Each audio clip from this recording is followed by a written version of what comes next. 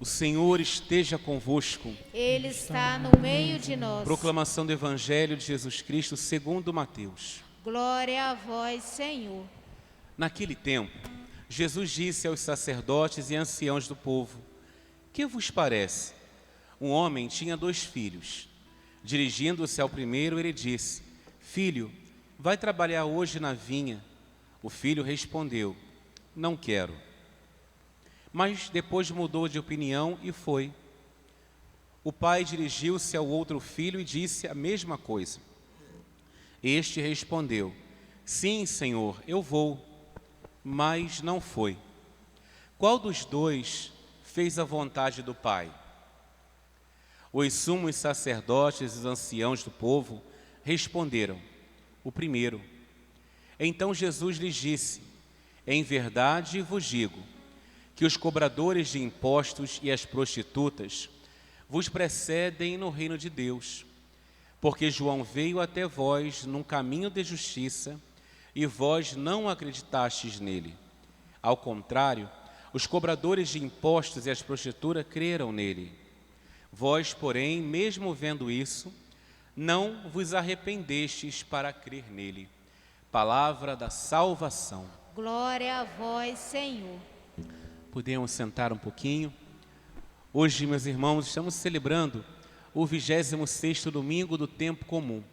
E a liturgia de hoje, o Senhor trabalha um tema muito importante e essencial para a nossa salvação, que é o arrependimento.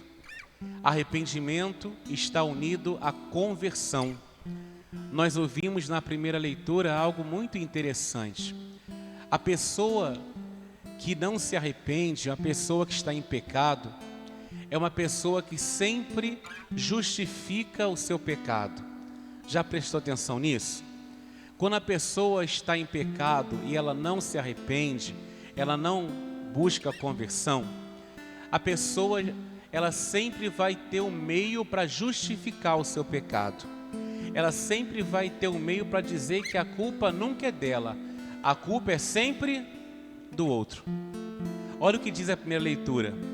Assim diz o Senhor: vós andais dizendo, a conduta do Senhor não é correta. E aí o Senhor vai dizer assim: é a minha conduta que não é correta, ou antes a vossa conduta que não é correta? É a minha conduta que não é correta, ou antes é a vossa conduta que não é correta? Aqui está um exemplo claro de uma pessoa que não tem a coragem de reconhecer os seus erros. Uma pessoa que não reconhece seus erros são pessoas o quê? Orgulhosas. O orgulho não gera perdão. A pessoa orgulhosa sempre vai justificar o seu erro. Você pode observar, o orgulhoso não tem a humildade para poder reconhecer: sim, eu errei. Ou então, ela sempre ela pode até reconhecer o seu erro quando é algo grandioso, mas ela vai dizer: realmente eu errei, mas eu errei por causa disso. Eu errei porque fulano fez isso. Eu errei porque sempre tem um motivo, sempre tem uma condição. Eu errei, mas eu errei porque... Hoje o Senhor nos chama ao arrependimento. Quantas vezes, por falta de humildade, nós colocamos a culpa no outro? Nós não tivemos a coragem de reconhecer o nosso erro. E cá para nós, irmãos, como nós somos assim, não é verdade? Como nós queremos justificar e encontrar algum meio para poder justificar aquele erro que nós cometemos. Porque é muito mais fácil a gente justificar o erro do que dizer: eu errei. Assumir o erro. E hoje o Senhor nos chama a olharmos para dentro de nós, olhar para dentro do nosso coração, todos nós, sem exceção, olharmos para dentro de nós e observarmos aonde eu preciso pedir a Deus perdão. Em qual é a área, qual é o momento da minha vida que eu não me arrependi, que eu condenei o outro, que eu julguei o outro. Quantas vezes nós julgamos o outro e nós dissemos assim: ah, mas a culpa foi de fulano, por isso que eu errei, por isso que eu pequei porque fulano foi culpado. Lembra que tem um ditado que diz assim: quando um não quer, dois não brigam. Já ouviram esse ditado? Quando um não quer, dois não brigam, não é verdade? Ou seja, quando eu não quero, não é porque o outro pecou que eu vou ter que pecar com ele. Quando um não quer, dois não brigam. Então a gente não pode colocar a culpa no outro, porque se eu pequei, foi porque eu quis. Hoje o Senhor nos chama ao profundo da nossa alma, a olharmos para dentro de nós. E o Senhor nos dá hoje 3 elementos que vão nos ajudar ao arrependimento.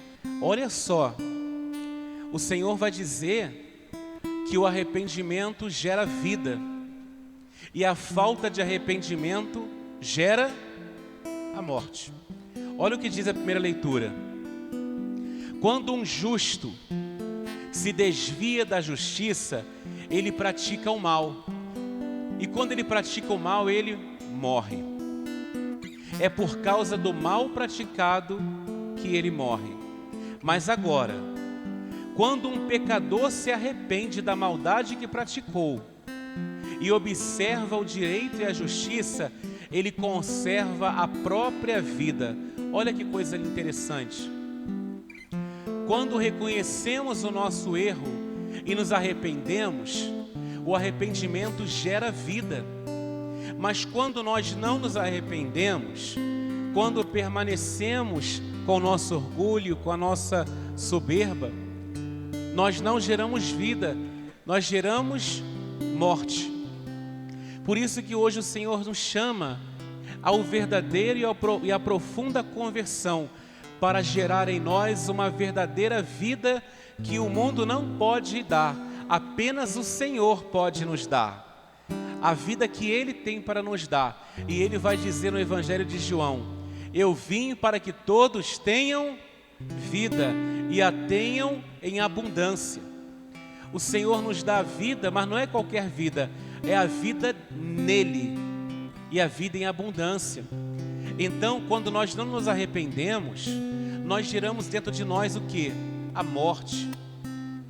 O nosso coração fica insensível, nós ficamos mal-humorados, nós ficamos chateados, porque isso é a morte. A morte não é apenas física, mas a morte do coração, a morte da alma, a morte espiritual. A falta de perdão não gera vida e nem gera esperança. A pessoa que não se arrepende, a pessoa que fica no pecado, é uma pessoa que não tem esperança, é uma pessoa que já não espera mais nada. Por isso que ela não tem expectativa nem perspectiva de nada. Por isso que hoje o Senhor nos chama a conversão. E Ele vai nos dar 3 elementos importantes na segunda leitura. Primeiro passo para nós nos arrependermos é olhar para Jesus e fazer aquilo que Ele fez. Olha o que diz a palavra do Senhor. O Senhor Jesus se esvaziou de si mesmo. Esvaziou-se de si mesmo. A primeira condição para arrependimento é se esvaziar.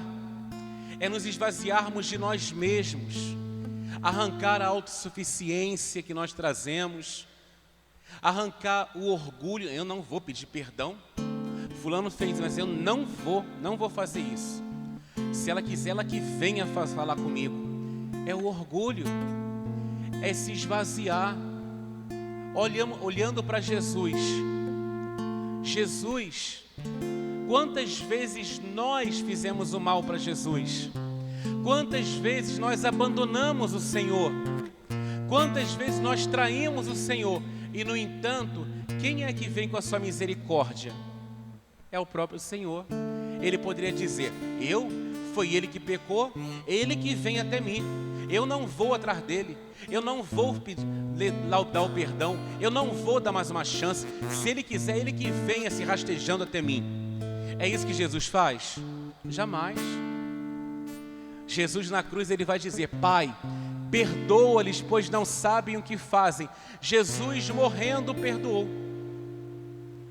É um coração vazio de si mesmo para poder se encher de Deus. Primeira condição, vamos esvaziar o nosso coração, vamos tirar a mágoa, vamos tirar o rancor, vamos tirar o orgulho de si mesmo, a autossuficiência, vamos deixar o coração vazio, porque às vezes Deus quer nos encher e não consegue nos encher porque o coração já está cheio. Como que o coração vai ser cheio de Deus, cheio de alegria, se meu coração já está cheio? Não dá. Dois corpos não podem ocupar o mesmo espaço, pode? Não pode. Nós precisamos esvaziar para nos encher. Primeira condição para o arrependimento: olhar para si e se esvaziar. Foi o que Jesus fez. Depois, assumiu a condição de escravo, tornando-se igual aos homens. Tornou-se igual. O Senhor não olhou de cima, com o nariz em pé, olhando o que é melhor do que os outros. Eu sou melhor do que o fulano, fulano é pecador, fulano é daquele jeito, eu sou melhor. Não, somos iguais, estamos no mesmo barco. Cada um, sim, num processo diferente. Isso é verdade. Uns mais à frente, outro um pouquinho mais atrás, não é verdade? Isso não é verdade? Sim ou não? Cada um tem o seu processo, mas somos iguais. Segundo passo para o arrependimento é saber que o meu irmão também merece o perdão, como eu também recebi o perdão de Deus. Terceira condição: fazendo-se obediente até a morte de cruz. Obediência. Eu digo para vocês que esses 3 pontos, o mais difícil é obedecer. Tanto é que o demônio, ele é um anjo da luz, e ele não obedeceu, ele se tornou o anjo das trevas. Quando nós não obedecemos, nós deixamos de ser luz. A obediência é o terceiro passo. Exemplo claro: quando estamos caminhando no nosso trabalho, fazemos uma coisa boa, recebe elogios, as pessoas parabenizam a você, mas se de repente você faz alguma coisa e que aquele responsável do teu trabalho fala para você: olha, não faça mais isso, faça por aqui. Você está tão convencido de fazer aquilo que você tinha na cabeça, que quando você sugere algo diferente, como é difícil cair no coração, não é verdade? E aí às vezes nós falamos assim: eu não concordo com isso, então eu prefiro abandonar do que fazer isso. Eu prefiro abandonar, já que eu não estou enquadrando, então eu abandono. Na verdade não é isso não. Já que eu não estou obedecendo, já que eu não sei obedecer, eu prefiro, desculpa a expressão, eu prefiro pular fora. Porque é melhor ficar fora da obediência e fazer o que eu quero do que aprender a obedecer, porque é difícil. Não é fácil obedecer. E aí nós trocamos a palavra obediência por dizer: não, já que eu não concordo, é melhor eu não estar dentro.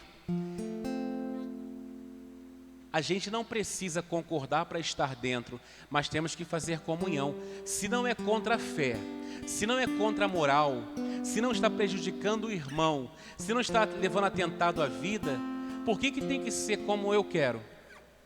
E não pode ser também na sugestão do outro. A obediência não é fácil. Jesus obedeceu até a morte, e morte de cruz. Cuidado para nós não mudarmos a palavra: eu vou pular fora porque eu não concordo. Não. Nós pulamos fora porque nós não queremos obedecer. Nós temos dificuldade de obedecer. A gente observa antigamente, né? Os filhos, eles obedeciam mais aos pais, não era? Antigamente os filhos obedeciam mais. Claro, não estou generalizando, dizendo que hoje não obedece. Claro que obedece, sem dúvida alguma. Mas a gente observa que antigamente os filhos obedeciam mais, ouviam mais a palavra do pai, ouviam mais a palavra da mãe. Não é assim? Os antigos sabem disso. Os filhos não saíam antes sem pedir a bênção ao pai, sem pedir a bênção à mãe. Se a mãe falava uma coisa, obedecia. Hoje é um pouco ao contrário, né? O pai fala uma palavra, o filho fala duas. O pai fala de um tom, o filho fala um tom acima. E ai do pai querer aumentar o tom, porque o filho vai aumentar mais. A obediência é falta, muitas vezes, de uma educação dentro da própria casa. Entenda, não é generalizar e não estou dizendo que é sempre. Muitas vezes, a falta de obediência é porque não aprendeu a obedecer em casa. Quando aprende a obedecer em casa, a gente consegue e aprende também, é muito mais fácil obedecer também fora. Repito, o padre não está generalizando, mas a gente sabe que muitas vezes isso acontece.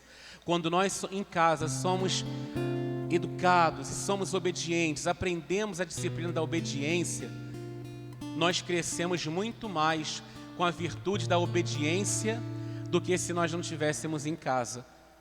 O padre está falando alguma coisa errada? Sim ou não? Está certo isso?